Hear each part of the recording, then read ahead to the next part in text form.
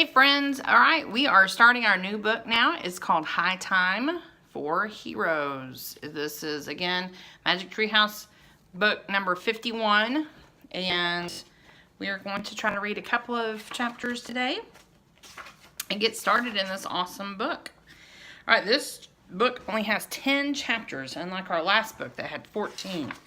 So, let's see here. Okay, we're going to start with chapter 1, and it's called I Know Her.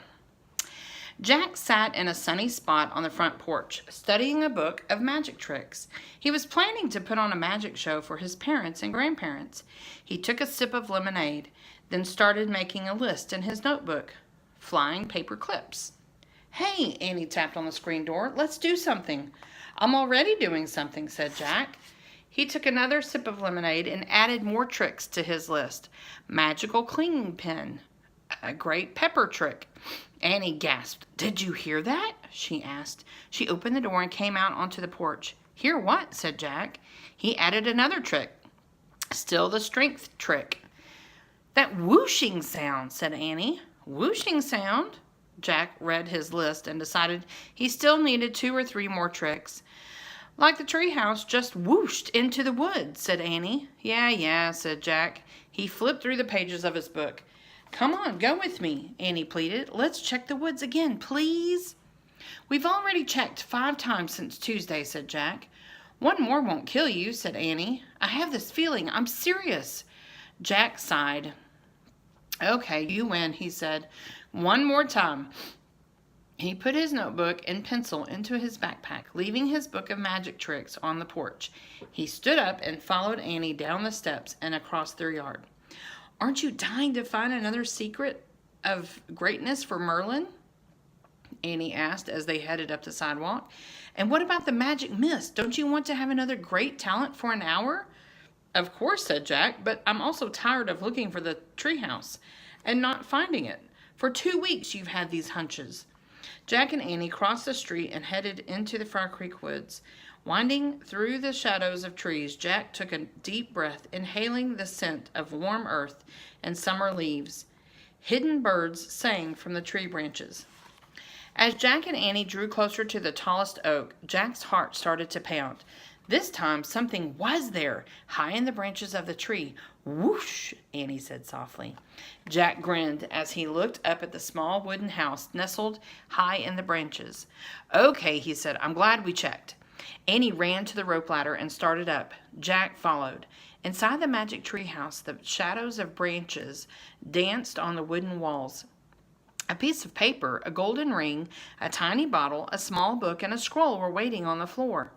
A new message from Merlin, said Annie. She picked up the scroll, unrolled it, and read aloud. And here's what the scroll said. This is what it looks like right here.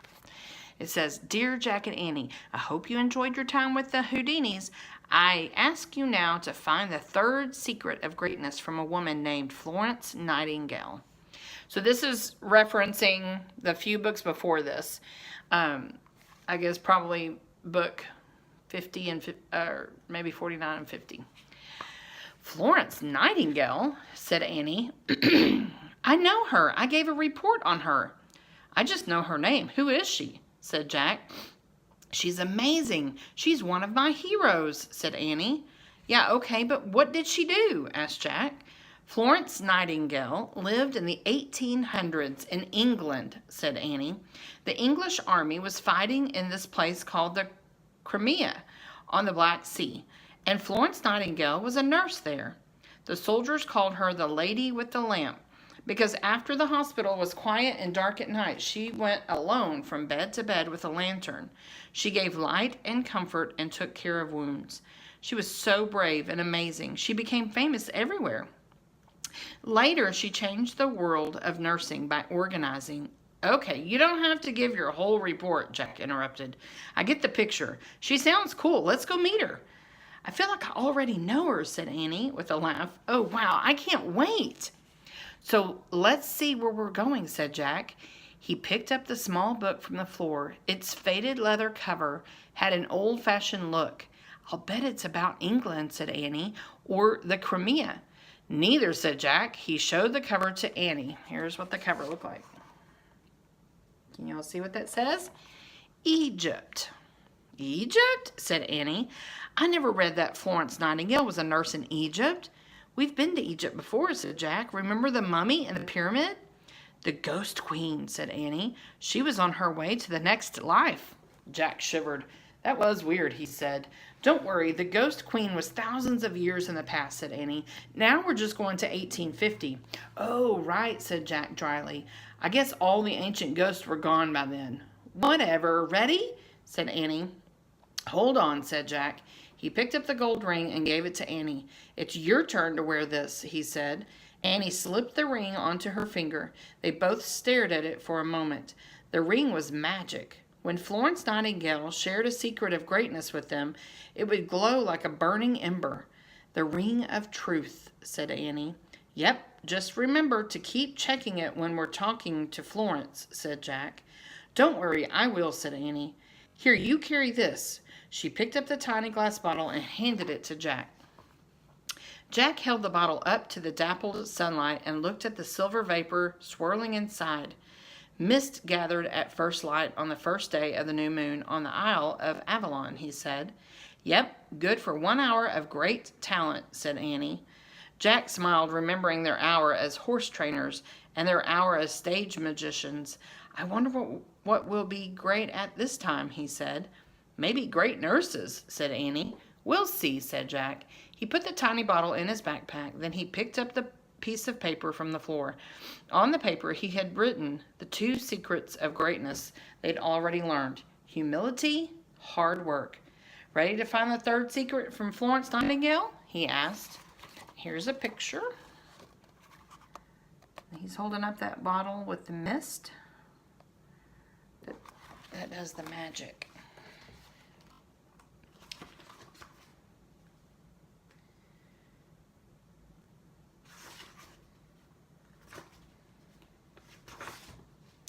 A 1,000 times yes, said Annie. Jack pointed to the picture on the cover of the Traveler's Handbook of Egypt. I wish we could go there, he said. The wind started to blow. The treehouse started to spin. It spun faster and faster. Then everything was still. Absolutely still. All right, chapter 2. Welcome to Thebes. Warm, dry air filled the treehouse. Jack wore a helmet-type hat, leather boots, leather boots, and a long-sleeved shirt, and a pair of heavy linen pants with a leather belt. A large pouch was attached to the belt. I wish I was dressed like you, said Annie, making a face. She was wearing a long white dress with frilly lace. You look like a cool explorer. I look like I'm going to a tea party. Don't feel bad, said Jack. My clothes are really scratchy and heavy. Hee-haw. Is that a donkey? Said Annie. She and Jack looked out the window of the treehouse. Leaves and branches completely blocked their view. I think we landed in a sycamore tree, said Jack, studying the leaves. Annie pushed some branches aside. All they could see below were more leaves, but straight ahead in the distance was a wide plain dotted with sand-colored ruins. Beyond the plain, mountains loomed against a cloudless blue sky. The Egyptian sun was blindingly bright. Hee-haw! That's definitely a donkey, said Annie. Let's go look. She gathered up her long white dress and started down the rope ladder. Jack stuck the small handbook into his leather pouch. He saw that his notebook, his pencil, and the bottle of magic mist were also inside the pouch, along with some coins that showed images of pharaohs. Hey, we have some Egyptian money, he called down to Annie. Great, come on down, said Annie. She was already on the ground. Jack buckled his pouch, then clumsily climbed down the rope ladder in his leather boots. As soon as he stepped onto the grass, flies landed on his face. He shook his head and waved his hands, trying to brush them away. The sycamore tree was surrounded by bushes and other plants on a lush green riverbank. Across the river, several dozen sailboats were anchored near a temple. Hee-haw! The sound came from beyond the bushes. Jack and Annie stepped around them and peeked out. Yep, donkeys, 2 of them, said Jack. and there's a little kid with them. About 50 feet down the river, two small donkeys were standing under a cluster of palm trees. They were shaking their long, furry ears and swishing their tails to keep the flies away. A boy was napping in a rowboat on the riverbank. He wore a striped robe. "Want to talk to him?" said Annie. "Sure," said Jack. They walked out of the bushes and headed toward the boy. "Hello," Annie called. The small boy scrambled out of the rowboat. He looked to be only 6 or 7. "I did not see you coming," he said. "Welcome to Thebes. My name is Ali. Do you need donkeys and a guide?" "No, thanks," said Jack. "My grandfather is the best guide in Thebes," Ali said with pride. "He is returning now with 2 travelers from England. There he is on the horse." There's a picture of Ali and the donkeys.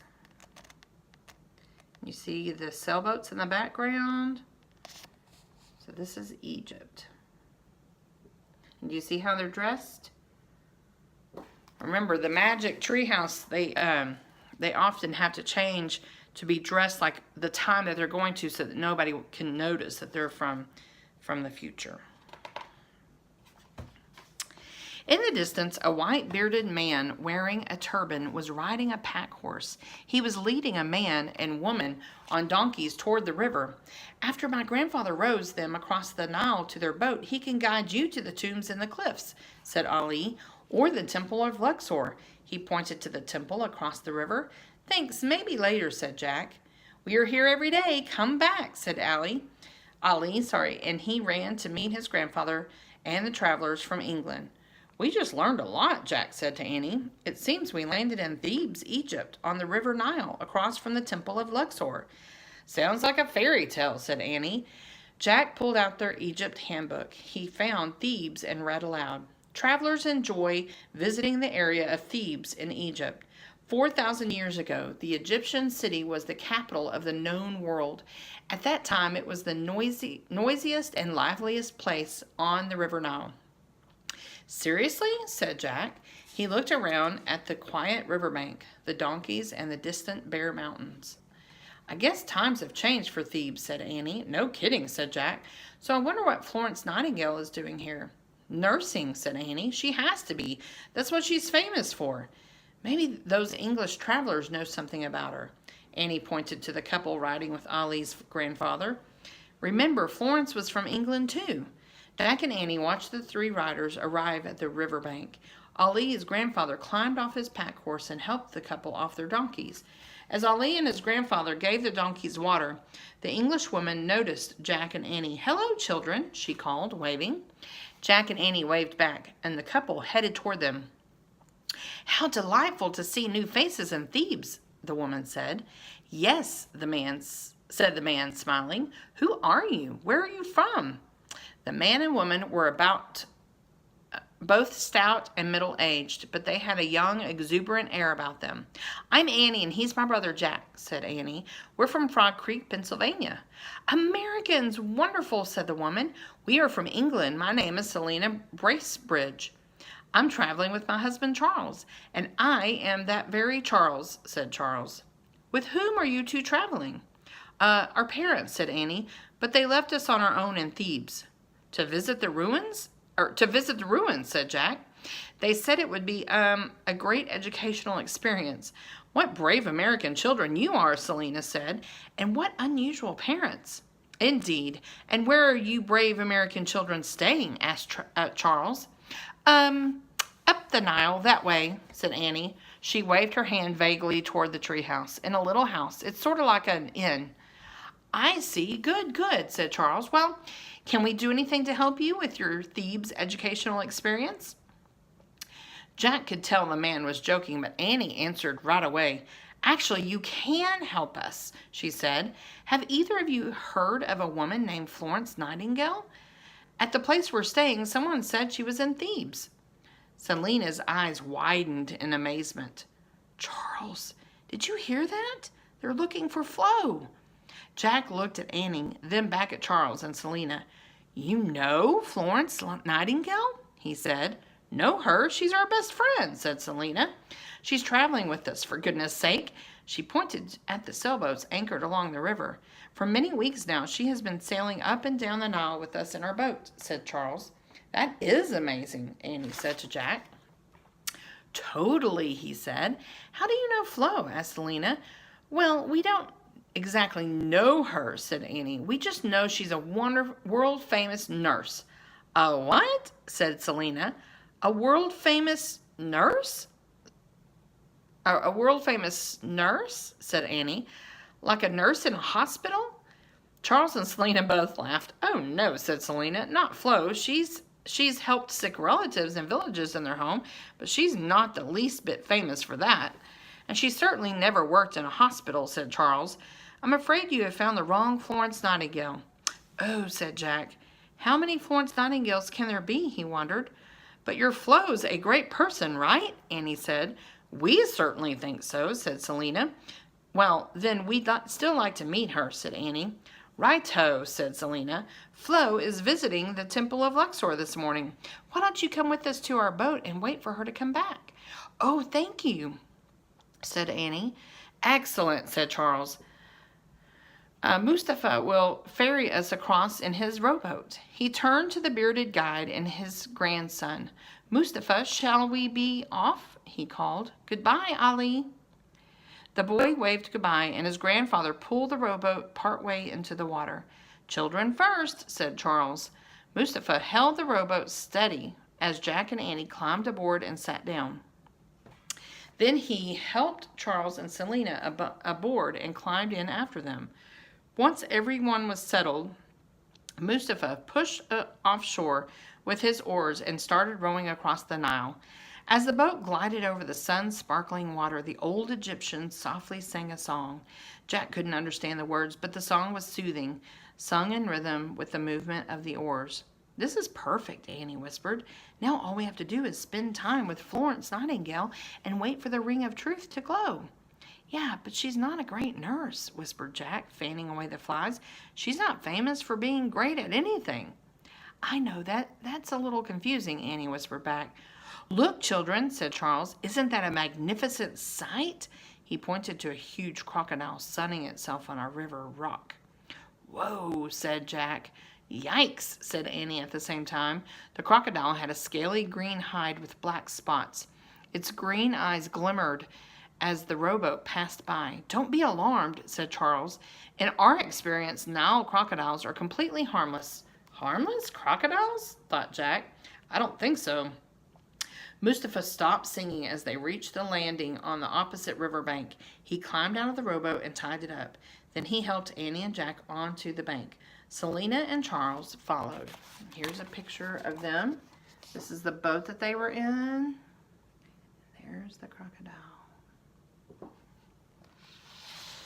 Kind of creepy. Charles handed some money to the guide. "Thank you, Mustafa," he said. "Please wait on this shore, as I believe Miss Nightingale plans to visit Western Thebes later today, when it's a bit cooler. This way, children." Jack and Annie followed Charles and Selina as they walked briskly along the landing, passing the lines of sailboats moored at the water's edge. "Whose boats are those?" asked Annie. "They are rented by travelers from all over Europe," said Charles, "most of whom are hiding from the midday heat right now." "I don't blame them," thought Jack. Excuse me. The heat and the flies were almost more than he could bear. He felt sorry for the workers on the boat decks, scrubbing floors and mending sails.